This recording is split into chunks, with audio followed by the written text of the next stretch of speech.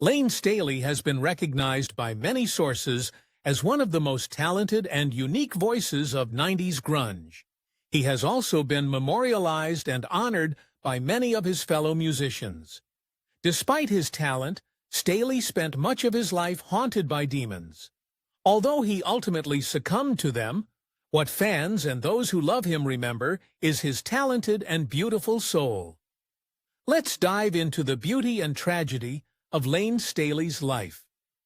Staley's birth was much like any other. He was born on August 22, 1967, in Bellevue, Washington, to Philip and Nancy Staley. His parents named him Layne Rutherford Staley. While they named him after his mother, whose maiden name was Layne, it wouldn't be long before there were problems. As he grew, Layne was not happy. Even as a child, Layne Staley did not feel things in half. Staley hated his middle name, Rutherford, responding with anger whenever people called him by it. By the time he was a teenager, he legally changed his middle name to Thomas, after Motley Crue's drummer Tommy Lee. Staley's passion for music would shape his life.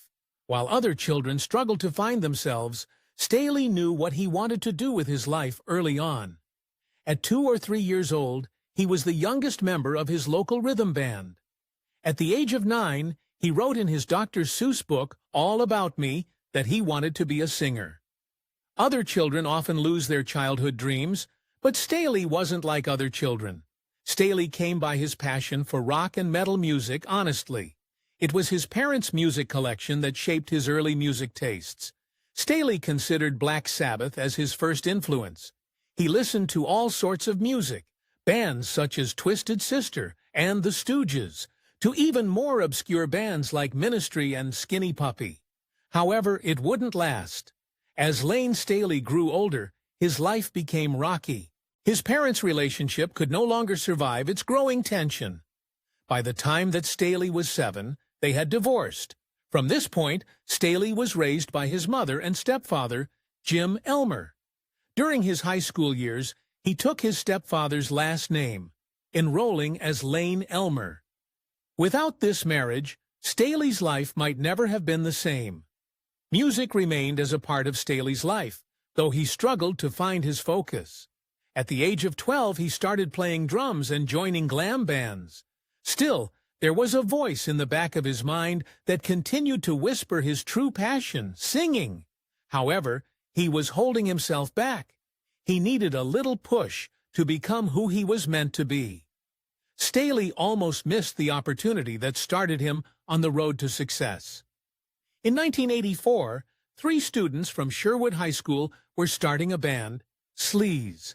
They had 2 guitarists and a drummer, but they needed a singer. Staley was waiting in the wings if someone was willing to give him the push. It was Staley's stepbrother, Ken Elmer, who got Staley the audition for Sleaze. Knowing his stepbrother's ambitions, Elmer mentioned to Sleaze's drummer that Staley was a singer. However, he almost didn't go to the audition, telling his mother, "Well, I'm no singer." Despite Layne Staley being exceptionally timid during the audition, he blew the founding members of Sleaze away. Bacolis recalled, "The grain of his voice was there, the soul was there," expanding further to say, "I don't know what we were looking for. We just kind of found it." Sleaze, and more importantly, Staley, were on their way. Most bands struggled to get off the ground. Sleaze, however, had something special. They had Staley. With Sleaze, Staley had mod to success, singing with a local record company and even appearing in a small, low-budget movie, Father Rock.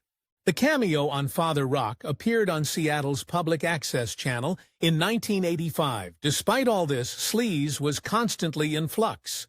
Founding members Zoli Seminat left entirely. Johnny Bacolis briefly left to play with a different band, so Staley invited his friend Nick Pollock in. It would seem impossible for a band to survive this much change, yet through it all, Staley remained, holding it together. By 1986, Bacolis returned from his stint playing with Ascendant. Though Sleaze looked quite different than it had before, Bacolis, now playing bass, rounded out Sleaze. They were locked in musically. However, Bacolis also brought a new dilemma. He was no longer in love with the name Sleaze. He wanted something different. Bacolis had been having a conversation with another artist, Russ Klatt from Slaughterhouse-5, that had led to inspiration. They had started their conversation talking about a Wonderland tour, which led them to Alice in Wonderland, which finally led Bacolis to the ultimate brainstorm, Alice in Chains. Bacolis and the band loved the name, but others didn't. There was a problem with Alice in Chains, and even Bacolis could see it. He fully admits that Alice in Chains came from the idea of putting the fictional Alice in Chains, which caused problems with the young band's family members. They settled on changing the name of the band from Alice in Chains to Alice in Chains. Jerry Cantrell, a guitarist playing for a band called Diamond Lie, was mourning the loss of his mother only 3 weeks prior when he had gone to a concert in April 1987 for a band called Alice in Chains. He was impressed by the raw, deep voice of the lead singer. Neither Cantrell nor Staley realized what was being put into motion. Things might have never changed if Cantrell didn't face adversity of his own. In July of that same year, Diamond Lie played their last concert, and Cantrell was once again without a gig, and more importantly, without a home. That's when fate worked at strange magic. Cantrell and Staley met in August of 1987 at a party in Seattle. The pair quickly kicked off a relationship that would change the course of both their lives. Layne Staley was the kind of person who helped others when he could. At this point in his life, Staley was working at the Music Bank. He was also living there. Upon hearing that Cantrell had been kicked out of his family's house, Staley wouldn't hear of it. He invited Cantrell to join him there. For over a year, the pair lived in a rehearsal space. It was there that the magic happened. Cantrell and Staley were nothing but roommates at this point in their lives. However, that was about to change. Although Alice in Chains saw modest success, playing locally and recording 2 demos in 1987, they did not last. By the end of 1987, the band had gone separate ways. Bacolis and Bergstrom would go on to form their bands, but Cantrell had his eye on Staley. Cantrell hadn't sat by idly when Diamond Lie fell apart. He'd been collecting musicians that he admired to craft a new band, one that would exceed all expectations. He'd pull in Sean Kinney for drums quickly enough, and through an ironic twist of fate, got exactly what he wanted for bass: Mike Starr. However, they still needed a singer, and there was only one Cantrell wanted. Cantrell had never forgotten the sound of Staley's voice from the first time he'd seen him perform. The deepness of Staley's voice, despite his slight frame, continued to impress Cantrell. He knew that voice was the guy he wanted to be playing with. There was just one problem. Staley wasn't interested in working with Cantrell. He had projects of his own. How, you might ask, did Cantrell convince Staley to do something he didn't want to do? Well, remember, at this time, Cantrell and Staley shared a home.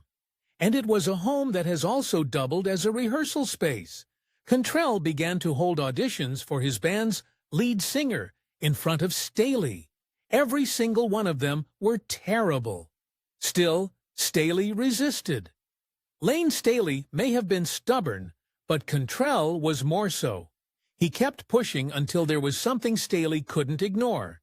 Then came the final straw, the male stripper. When Cantrell auditioned a male stripper in front of him, Staley finally caved and agreed to join Cantrell's developing band. However, Staley had one condition of his own. Staley's funk band needed a guitarist. He agreed to join Cantrell's band as a singer on the condition that Cantrell would join his project as a guitarist. A deal was struck, and Cantrell came out ahead. By the end of 1987, Staley's funk project fell through, and Cantrell's band became his full focus. Now, Staley and the band were rocking. However, they struggled to settle on a name. In their early stages, this new band played under a plethora of names, including that of Cantrell's previous band, Diamond Lie. Eventually, they began discussing adopting the original name that Staley wanted to use, Alice in Chains. To do so, however, he needed permission. He reached out to his old band to ask permission to use the name. Although Nick Pollock initially didn't love the idea, he eventually came around. Alice in Chains were off, or so they thought. It was local promoter Randy Houser who gave Staley and Alice in Chains their big break. Noticing the band's talent, Houser offered to pay for the group to make demo recordings. However, the day before they were set to record, disaster struck. The authorities shut down the studio and the biggest cannabis rate in the history of the state. Was Alice in Chains going to end before it started? Things were looking dire for Alice in Chains. However, they hadn't worked this hard simply to give up at the first sign of trouble. Despite adversity, Alice in Chains managed to complete their final demo by 1988, named the Treehouse Tapes. The Treehouse Tapes found their way to Columbia Records representative Nick Terzo, who signed them in 1989. They were on their way, and so was Staley. While all this was happening for Alice in Chains, Staley's personal life was also beginning to blossom. In the spring or summer of 1988, Staley met Demery Parrot, a model and minor actress who was working in a shop called Saturdays. They quickly began a relationship, changing Staley's life forever. Quotes by many close friends and bandmates of Staley and Parrot state that the pair were perfect for each other, some even using the term soulmates. But there was a dark side to this romance. Their demons certainly matched each other as well. Parrot and Staley both became dependent on their addictions. Staley would struggle to cope with his for years. Layne Staley was growing as a talent, and it wouldn't be long before the world would know it. In August of 1990, the band released their first debut album, Facelift. This album solidified the band's unique sound with their second single, Man in the Box. The band was rising, however, so were Staley's demons. The year was '92, and things were about to happen for not just Alice in Chains, but Staley himself. He and Parrot became engaged, cementing their relationship everyone else called perfect. Meanwhile, Alice in Chains released their second album, Dirt. The more success that Alice in Chains received, the more consumed Layne Staley became in his addictions. Although the band went on tour for Dirt in 1993, it did not last long.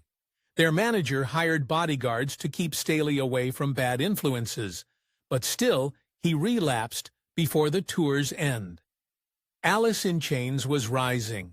Unfortunately, Staley was falling. It was also at this point that Staley's health was visibly deteriorating. And so was his life. His engagement of 2 years with Parrot suddenly ended. Following the release of Jar of Flies, Layne Staley entered rehab, and the band went into hiatus. By this point in his career, Staley's drug use and the complications from it were becoming common knowledge, as his body was showing signs of damage. In February 1996, Staley told Rolling Stones, "Drugged work for me for years, and now they're turning against me." Although Staley could not resist his addictions, he didn't want his fans to admire his use of illicit substances. He stated, "I didn't want my fans to think that it was cool." It was one of his greatest pains and disappointments that he still got fans coming up to him bragging about their substance use. Things may have turned out differently if Staley hadn't received a final blow that he couldn't come back from. In October of 1996, Staley's former fiancée succumbed to her own substance misuse-related health issues, and Staley never recovered from her loss. He was put on 24-hour watch for self-harm. By 1998, Staley had retreated into himself. He rarely left his apartment, and he began isolating himself from his friends. On April 4, 2002, bandmate Mike Starr visited Staley for Starr's birthday. At the time, Staley was very sick. However, he refused to call the authorities or allow Starr to call. The pair argued, and Starr eventually left. What he said was unforgettable. For exclusive perks like early access to new videos, priority replies to your comments, and to have your say on future content, consider becoming a Factor Nate member. On top of that, your support helps keep the channel going. Click the link in the description for more details. Staley was saying, "Not like this. Don't leave like this." As Star left, it would be an action Star would regret for the rest of his life. It would be over 10 days on April 17th before anyone attempted to contact Staley again. 2 days later, on the 19th, Staley's accountants reached out to his former manager, Susan Silver, with more unsettling news. They raised red flags, notifying her that no money had come out of his account in 2 weeks. Silver contacted McCallum, who returned to her son's apartment one last time. This time, there were some alarming developments, finding mail piling up and Staley's usual silent cat meowing in distress. McCallum called the authorities. Once officers arrived on the scene, McCallum and her ex-husband, Jim Elmer, finally entered the apartment and made the most heartbreaking discovery imaginable. They found that Staley had passed some time ago due to an overdose. It would be 8 years before fellow bandmate Mike Starr would confess to being the last person to see Staley before his passing on April 5, 2002. Although Starr was never able to forgive himself for leaving Staley that night, McCallum was firm that neither she, her family, nor Staley would have blamed him. She says, "Layne would forgive you. He'd say, 'Hey, I did this, not you.'" Tragically, Starr followed in his friend's footsteps, dying of an overdose in 2011. Since his passing, there have been numerous tributes to the life that Layne's daily lived. While his struggles defined his passing, those who loved him most want him to be remembered for who he was instead. He was a talented and emotional man who prospered despite his suffering. That is the tribute that those who loved him most continue to make. If you enjoyed this fact in the video, give it a thumbs up and subscribe for more incredible stories. Want to say in who we cover next? Join our membership program through the link in the description for exclusive perks. Your support means everything to us. Thanks for watching, and we'll see you in the next one.